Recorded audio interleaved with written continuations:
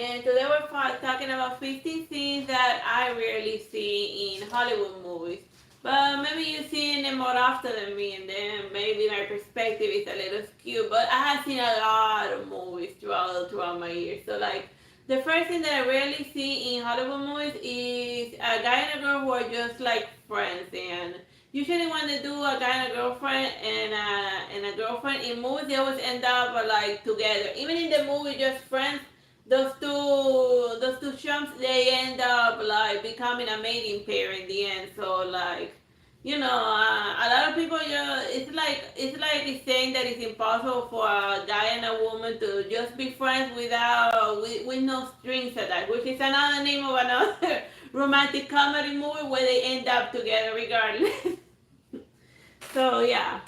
So another thing that I rarely see in Hollywood movies are pink cars. Like, unless if it's a Barbie movie, like I never see. I only ever seen a pink car in a Barbie movie, and like it's you have all of the cars of all the colors of the rainbow, but like hot pink. It's like, are they allergic to that color or what? I mean, I have seen pink cars in like the real world every once in a blue moon, but like is it that like a woman feel embarrassed to be driving like a hot pink car even though everything in their house is pink, or maybe like a guy or something? It's like why wouldn't they have in Hollywood at least a one pink car per movie? Just like Just like Clint Eastwood driving a pink car for no yeah, reason. yeah, and then he said, "You got a problem?" But my, my, my granddaughter gave me this car, and now I have to drive it, but and I'll shoot you if you say anything. Like imagine the scene of the death pool, but it's Clint Eastwood running away from a tiny pink car. Hey, that feels like that was a missed opportunity. Why didn't Deadpool drive a pink car, ironically? Or something, yeah. But yeah. Another thing that I rarely see in Hollywood movies is like movies about like fishing. This is like the only fishing movie that I know, Old Man in the Sea, but like a lot of people engage in fishing, so I feel that they would like to watch movies of other people fishing, battling the elements. But then again, I like a lot of movies of people fighting the elements and whatnot. So it's Well, still running, right? yeah, but it seems to have stopped because before we had Moby Dick, Shark, and the Old Man in the Sea, and then it stopped. Yeah, but like as far as like fishing, I mean, Jaws doesn't really count as a fishing movie because it's just like a shark eating people, and it's not like a real fish. It's like borderline supernatural most of the time. All of like the Jaws movies. So I don't count Jaws as a fishing as a fishing movie, but just it's just a, Oh yeah, you're still going. You just oh. upload. You just did that update that the phone Oh my sent. god. It's still going. Okay. It's still going. I was like, oh my god. Like this stream, this is like the fifth time that I try to do this stream, and like the equipment is. The equipment has me on edge. Mm. Like if it fails again, I am going to lose it. Okay, so the other thing that you rarely see in Hollywood movies is acid rain. But acid rain is actually pretty common, especially in the US. So like, why don't you do a little bit of that? So this is what like the trees look like whenever like acid rain happens, and like it'll be a good random element for like the main characters in movies to try to like deal with, like oh my, like usually put them like dealing with regular bad weather, but how about acid rain in a non-doomsday setting, like. Yeah, like somehow it evaporated the ring and now it's extra acid rain. That's Yeah, just yeah, starting yeah, everything. yeah, yeah, yeah. You can just like, yeah, that would be a cool like horror movie type of versus the weather type of deal, like uber strong acid rain, and then it's like then trying to find like skyscrapers and stuff to try to like get past the acid rain, but then it's like corroding the bigger buildings, and then they start collapsing upon themselves. So Oh, then you then see like the roof of the house melting and like going in there, and then people trying to block the acid rain. That yeah, and trying to find things that don't melt and stuff. That would be like acid rain has a lot of potential for like stressful weather movies. So yeah, the slow hanging fruit here. you should totally write a script for an acid rain movie. Yeah, yeah. I have a lot of writing projects. Alright. Like another thing that I rarely see in like Hollywood movies. I can say it's like somebody who's like overweight and stuff, but like in a serious action flick. Like they always use them as like the butt of every joke. A perfect example is like the parody version of the 300 Or Mall Cop. or Mall Cop, where like all of the humor is based on the fact that he's dealing with like a weight problem. Like my brother's like trying really hard to like lose weight and stuff, and like those movies are not like helping his self-esteem and whatnot. Well, he doesn't care. He's Cuban, so he's big into tougher material. But like we're gonna but like all the folks, yeah, they struggle with that and stuff. Yeah, like they give it like that. What? Right. Self-esteem. What are you doing? Right, I was steaming it. Like you be like, oh, sis, if you knew how little I care. It's like, but yeah, but yeah, like always, folks in like serious action flicks where they're not there as the comic relief. So yeah. Like another thing that I rarely see in like Hollywood movies is like siblings that actually get along. Like most of the movies I like see brothers and sisters or brothers and brothers being just absolutely awful to one another. Or is that like the status quo in like the US where like the way I see it, if a parent failed to teach his son and daughter to like get along, that's a failure on their part as a parent because like in the world there's already like in the world is full of people who are gonna be jerks to you, and if your family members are also among the group, then like it's like your family as a family unit which is supposed to help you to fight against the evils and problems of the world. You know, that's the way I see it. So show more siblings that like get along or something. In order to foster bonding and whatnot. But then again, I guess even in the Mario and Luigi movie, there was an inner conflict of one brother outshining the other. Yeah, you're right. Even in like the Mario movie, they had an issue with that. Like it was in the US that we found out that Mario and Luigi were actually rivals. We thought that they helped each other. Yeah, like when we got to the US, wait a minute, they're like rivals and enemies. I didn't catch that. No, just that like when my brother and me we would when we would play Super Mario as a two-player mode instead of like racing to the end, I would be like, well, I'll do these stages, I'm better at it, and then we would slowly push each other towards the end, and then we would just flip a coin to decide who was gonna rescue the princess. Or we would be like, well, if or she would belong to like the one who actually survives to the end game because like Bowser's Castle can go down south at any moment, especially if you're like a 5-year-old playing that game. But yeah, the point is, stopping with a sibling rivalry is a cliche and I'm bored of it. So yeah, lately I've been seeing a lot of astronaut movies, but a movie that I haven't seen?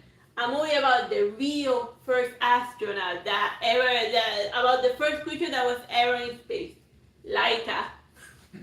Like I want to see like a biographic movie about the dog Laika. She was like the Russian dog. Well, more like the Soviet because it happened in like the Soviet Union. That like the Soviets shot out into space. I wanna like see like in the background the reasoning behind it, why they chose Laika, all of the other animal candidates, and like you can even make the training that Laika went through. Yeah, the training that Laika went through in order to pilot the spaceship. That is a very interesting story that nobody has ever told. What led to the Russian picking the most adorable dog ever to be shot into outer space to die of starvation? I want to know that. Well, and she didn't die of starvation. She died when like the oxygen ran out.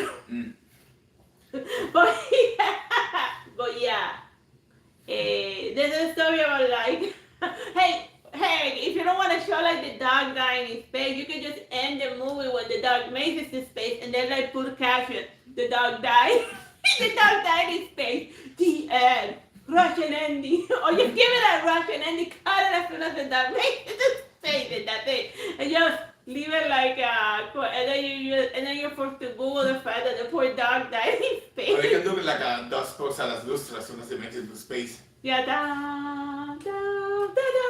But yeah, like they done all of the astronauts. They even done the mathematicians. They even done the janitors who like helped out the NASA folks. But they never done like the like. Well, I guess I guess I will be like. Like, I mean, I guess that would be. I mean, since the Laika isn't like an American dog, I guess I can see why the Hollywood movies haven't made it. But like, if you're like a Russian, yeah, make a movie about your dog. Well, people love dog movies. Make one of those. Yeah, it would be basically all yellow but in space. It ends the Yeah, same yeah, way. it is the old yellow space.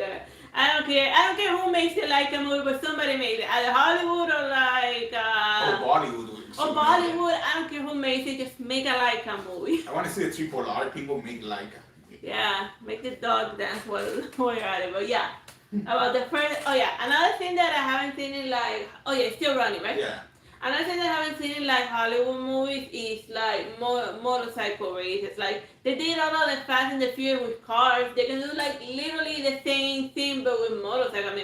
I mean, in the real world, I see people motorcycle like racing all the time, being like reckless and whatnot. So like, Where's the Too Fast, Too Furious version but with motorcycles? yeah, They even don't surfboards. yeah, but yeah, like motorcycles are cool. They could definitely do like a racing one with motorcycle. Oh yeah, like another thing that they like usually when they do like a monster movie in like Hollywood, so usually like a dragon or something, but they don't like or like I can. Well, first of all, they don't do a lot of like weird monster movies. Like it's usually like Godzilla or King Kong, or Franchise Ghidorah. monsters. Franchise monster, but they don't do like mythology is full of cool looking monsters. Just like pick one and do one about them, It's like, and they've already been designed in the hundreds of painting references, just do a different monster, do a different giant monster. And yeah, that's a sphinx with her silly little sphinx human teeth. They tried giving her duck teeth. Oh yeah. She wasn't creepy enough at all, right? Yeah. Oh yeah. See? Zero going here. Okay.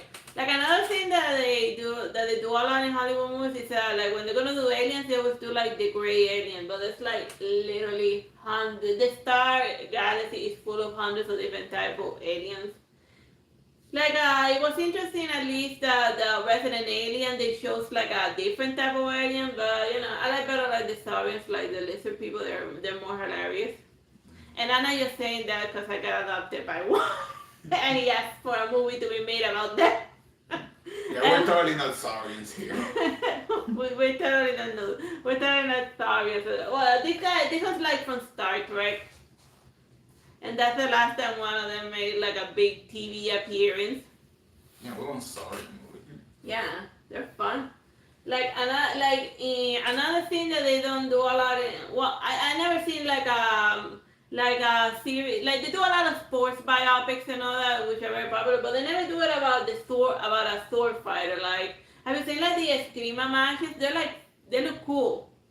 Like you could definitely make a fun biopic with sword fighting. Like who doesn't love fighting? The Three Musketeers. There's thousands of Three Musketeer movies, but there's not like a serious biopic of somebody that like fights with a rapier and whatnot. No, or like a Prince of Tennis kind of thing, but with a rapier user, and then they had to like explain every single movement of the sword. Yeah. I think a single match that lasts 10 seconds can be stretched throughout 20 episodes. Yeah. Or they can just do more matches. Oh my god, like that's something I don't like about anime. When it's straight on, oh my god, like the new Terminator, the Netflix Terminator TV show. Oh my god, it started hilarious, but then they ruin it. Like they spend like 5 freaking episodes just talking and philosophizing. Yeah, that's why I watch a Terminator movie to watch an existentially depressed robot and his creator philosophizing on whether humans deserve to live or not. And the answer to the question is, who gave you the right to choose other people's face, you psychopath? Yeah. And you're getting your existentialism from the Terminator? Yeah. What are you doing with your life? Yeah. Go live on a moon or something. Yeah. Go like do literally anything else. But yeah, make an Eskrima movie. Well, fencing is how you call it in English. Esgrima is in Spanish. But yeah, why fencing? It sounds like you're building a fence. Seriously. Why did that become the word, the English word for like sword fighting? Like, sounds like they're building a fence. Fencing. If you hear fencing, what do you think? Somebody building a fence. Whatever. Moving on. Like another thing that I rarely seen in Hollywood, like they do a lot of dog movies, but they don't do cat movies. And cats are literally taking over the internet. So why haven't they done like Cats doesn't count. yeah, the movie Cats doesn't count as a cat movie because they were not acting like real cats. They were acting like psycho cats. Like it was just like having like a real naturalistic cat. Just make a movie about it.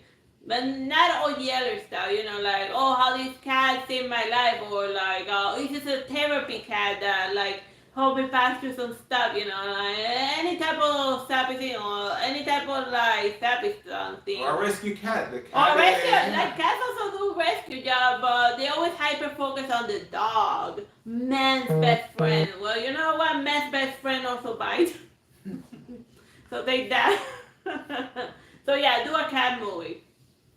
Maybe cats are harder to train, so that's why. Maybe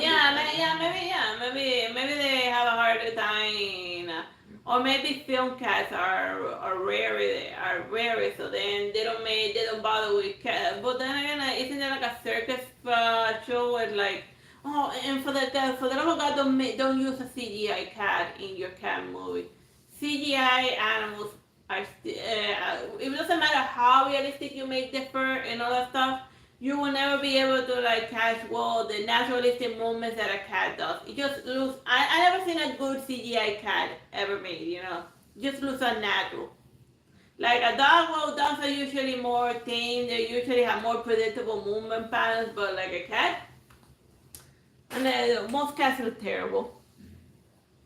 Oh yeah. So like another thing that I never seen. Well, 007 is just an example. Like, but it doesn't have to be 007. Like, I never seen like a spy action thriller with like where the main character is like it's like a gay man or woman, you know. Like they usually, if they do show one, it's usually like a background character for them to say yes, check mark, we hit the check mark.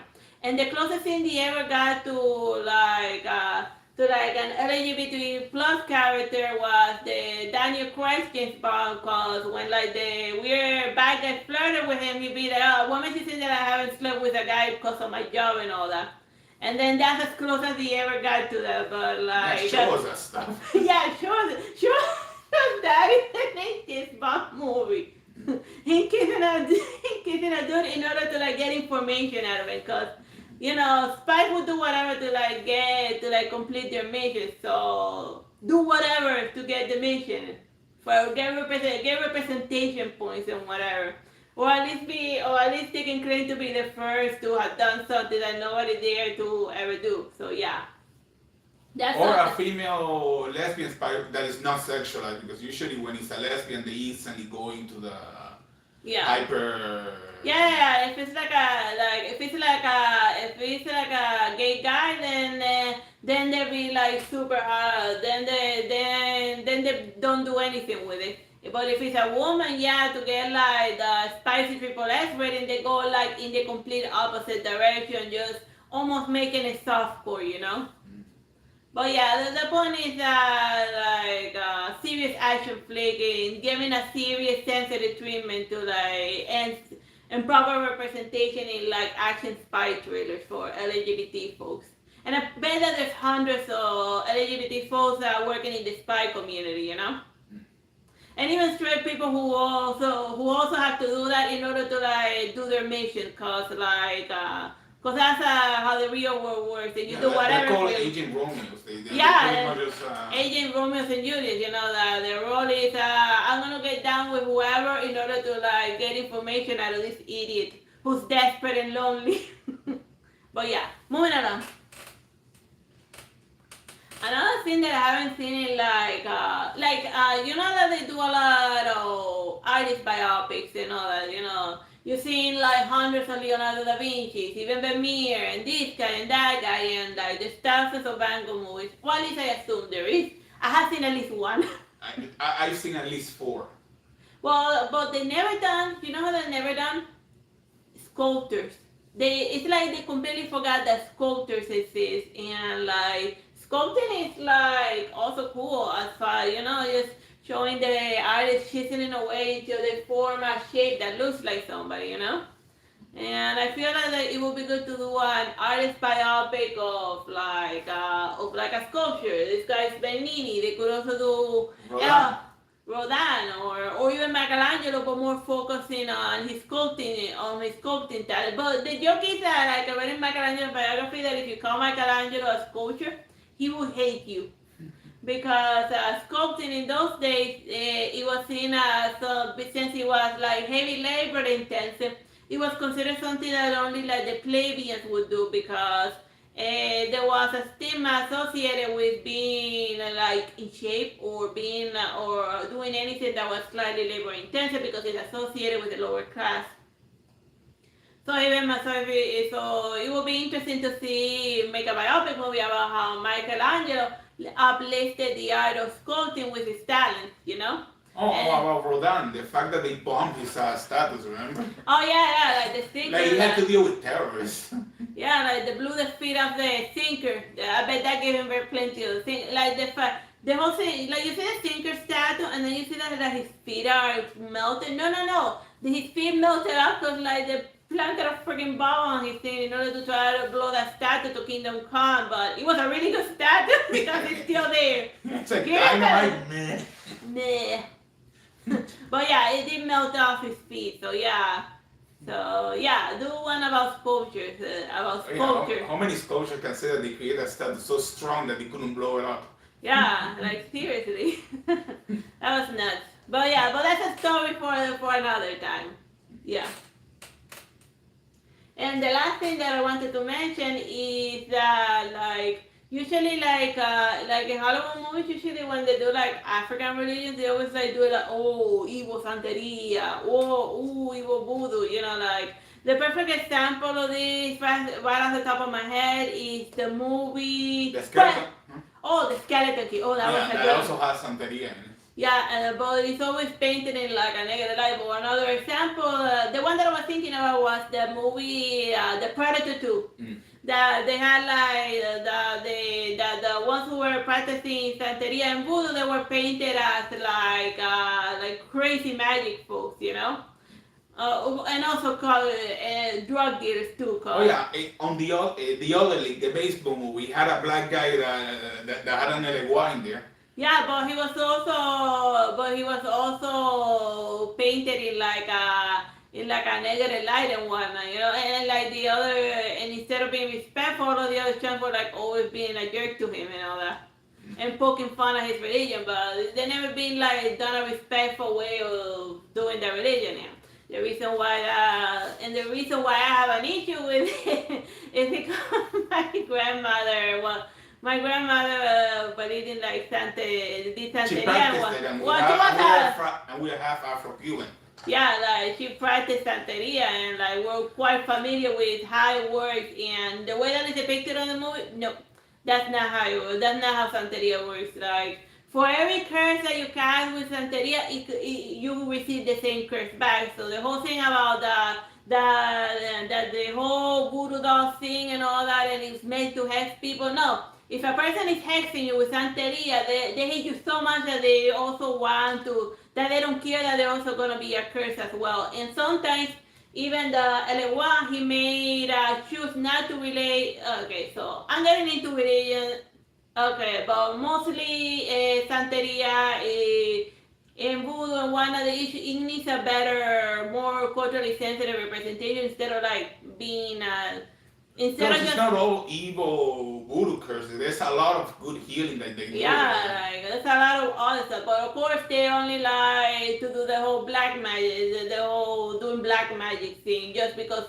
And stuff that you do for rituals, that had nothing to do with healing or hurting. That it's just a ceremony. Yeah, it's just today's the day that we fit. Today's the day that we bring candy to Elewa, to make him happy. And they have a lot of like cool stories and whatnot on the religion and whatnot. But we'll deal with it. Yeah, like the witch doctors are. It's a very very tiny section of a very of a large brand, and it's a lot of other things that like the Santero priest does. They don't just do curses and healing and potions and whatnot and whatever. It's a very complex and beautiful religion that is getting depicted like magic. Yeah, the other ones that gets depicted. These are like the magical folks, whatever. Which is similar to what they do with Native Americans in the U.S. That they always depict them as the magic Indian. Yeah. That talks to the wind and... Pocahontas. Yeah, they Pocahontas, the Santeros as well. Yeah, so yeah, they're not Pocahontas. Yeah. So yeah, that's a lot of things that they gotta like fix in a Hollywood movie.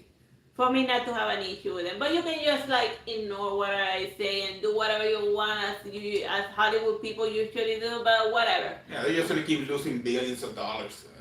Oh, they're gonna keep making, I don't know, because if there's nothing to watch, then like people will still watch. I haven't seen one good movie in like forever. I am so bored of TV right now.